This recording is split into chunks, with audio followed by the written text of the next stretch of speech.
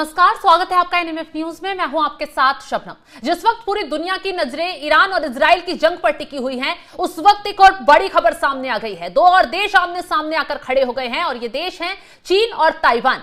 चीन ने ताइवान को चारों तरफ से घेर लिया है, अपने युद्धपोत की तैनाती कर दी है। फाइटर जेट जो है ताइवान के आसपास उसके मंडराने शुरू हो गए हैं। अब सवाल ये खड़ा हो रहा है कि क्या ताइवान में चीन भारी तबाही मचाएगा, क्या ताइवान पर कब्जा करेगा? आज इसी पर चर्चा करेंगे, सवालों के जवाब जानेंगे। चर्चा के लिए मेरे साथ वरिष्ठ पत्रकार पंकज प्रसून जी जुड़े हुए हैं। सर, स्वागत है आपका।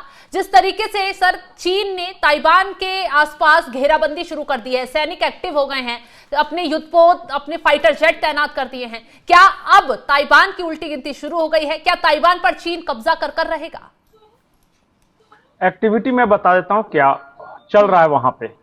ताइवान का मिनिस्ट्री ऑफ नेशनल डिफेंस, इन्होंने ये कहा है कि 26 Chinese military aircraft, 7 naval vessels और इनमें से 16 बिल्कुल ताइवान के मेनलैंड तक पहुंच गए हैं। अच्छा, ये सैटरडे और संडे की रिपोर्ट है ये। और ये रिपोर्ट को मैं इसलिए ऑथेंटिक मानता हूं क्योंकि ये ताइवान के मिनिस्ट्री ऑफ नेशनल डिफेंस की तरफ से आया है।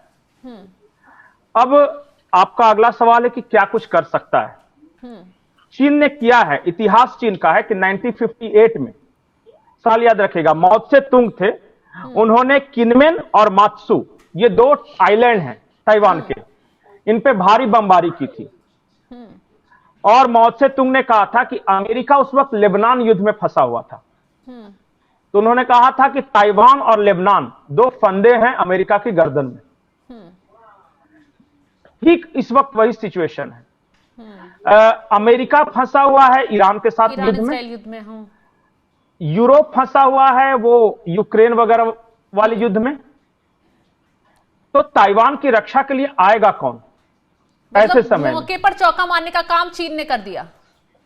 बिल्कुल बिल्कुल। और इसीलिए ताइवान मिलिट्री का कहना है, जो वहां के डिफेंस मिनिस्टर का कहना है, कि मौके का फायदा उठाकर चाइना जो है आक्रमण कर सकता है। और पूरा अगर ताइवान नहीं भी कब्जा करे तो कुछ द्वीप जो कि स्ट्रेटेजिकली लोकेटेड है उन पे कब्जा करने की योजना तो बहुत है। वो क्या करेगा कि बमबारी करेगा ताइवान पे, उसके बाद समझौता होगा तो समझौते में कहेगा कि ये 2 आइलैंड हमें दे दो। लेकिन पंकज जी, ताइवान को तो चीन अपना ही हिस्सा मानता है ना, ताइवान को अलग थोड़ी बताता है। वो तो कहता है कि ये हमारा ही हिस्सा है, इसीलिए तो आक्रमण करेगा, क्योंकि चाइना कहता है कि वो चीन का हिस्सा है। वन चाइना पॉलिसी के तहत दुनिया कहती है कि ताइवान अलग देश है। अमेरिका ने वहां हैवी इन्वेस्टमेंट करके रखे हैं, हथियार देता है उनको, नाटो की सेना उनको समर्थन देती है। तो 2 ही लोग समर्थन देते हैं ताइवान को, इंडिपेंडेंस ताइवान को, जो खुलकर, उसमें एक है अमेरिका, दूसरा नाटो, और दोनों अभी दूसरी जगह उलझे हुए हैं। तो चाइना इस मौके का फायदा उठाता है और उसके बाद हो सकता है कि आक्रमण कर दे, हो सकता है।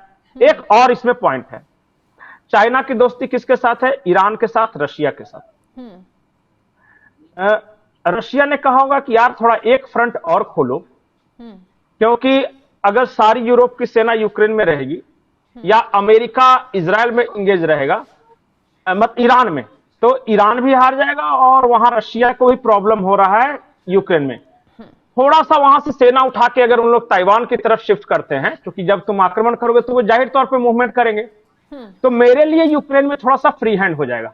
अच्छा, और उनका भी ध्यान बढ़ जाएगा। तो यूक्रेन में हम जो चाहते हैं वो टारगेट अचीव कर लेंगे। बहुत ज्यादा लंबी लड़ाई नहीं लड़नी है, तुम 1 हफ्ते के लिए काम कर दो मेरे लिए, और तुम्हारा फायदा ये होगा कि अगर उस आइलैंड पे कब्जा हो जाएगा तो तुम स्ट्रेटेजिक लोकेशंस पे रहोगे, और ताइवान आज न कल फिर धीरे धीरे उसका दम घुटने लगेगा चारों तरफ जब तुम्हारी घेराबंदी रहेगी। तो ये रणनीति हो सकती है। तो पंकज जी, ये मान लिया जाए कि अगर चीन ताइवान पर हमला बोलता है तो अमेरिका सीधे सीधे उतरेगा, तो ये लड़ाई ताइवान से या अमेरिका से, किससे लड़ी जाएगी? ये लड़ाई मार्च तक नहीं होगी, मार्च एंड तक नहीं होगी। मार्च एंड तक ये घेरेबंदी करके रखेगा। अच्छा, मार्च में डोनाल्ड ट्रंप का चाइना दौरा होना है। अच्छा, और उस दौरे पे सब कुछ निर्भर करेगा। अगर समझौता हो जाता है अमेरिका चीन के बीच ताइवान वाले मसले पर, तो फिर शायद ये युद्ध टल जाएगा।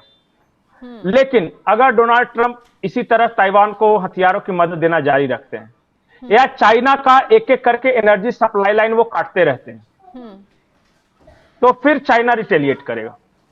अभी आपको, आज मैं 16 मार्च को ये वीडियो बना रहा हूं, 10 दिन के बाद डोनाल्ड ट्रंप आने वाले हैं चाइना, तो 10 दिन तक किसी तरह घेराबंदी रहेगी। वो मैं कहता हूं ना एक शब्द लिवरेज, तो चाइना का भी तो कुछ लिवरेज होना चाहिए। जब दोनों टेबल पे बैठेंगे तो डोनाल्ड ट्रंप धमकाएंगे कि देखो वेनेजुएला तो का मदुरई को तो हमने उठा लिया, तेरा दोस्त था, और ईरान से तुम तेल लेते थे, यही दो देशों से, दोनों का तो हमने फंदा कस दिया, और रशिया से हम समझौता करने वाले हैं, रशिया पे प्रतिबंध हटा देंगे, वो यूरोप को तेल बेचेगा तो तुम्हें सस्ता मिलेगा नहीं।